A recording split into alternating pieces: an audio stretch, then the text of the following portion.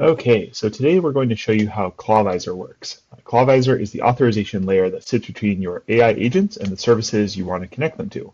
And so let's go ahead and get started. We will connect Google Calendar and jump through the OAuth dance, sign my life away.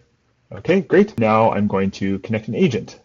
And you can use any agent you want, but in this case, I'm just going to use Claude Code since I happen to have a terminal handy right here.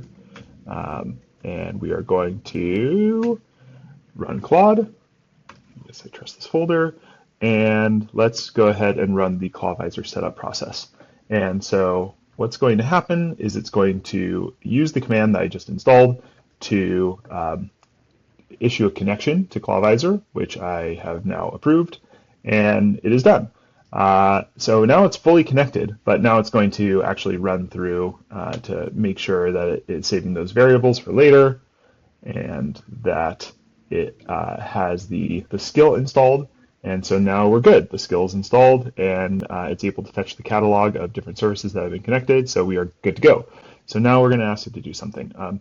Can you check my calendar for the next week and let me know what meetings I have on deck? Just something basic. And so what we're going to see here is that the agent will set up a task in Clawvisor. This is a high-level task, not a specific action that it's taking.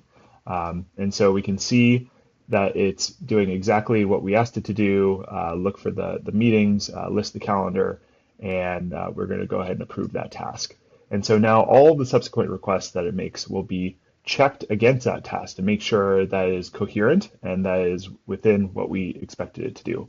And so it was able to fetch the calendar and is going to now summarize that here in the chat window.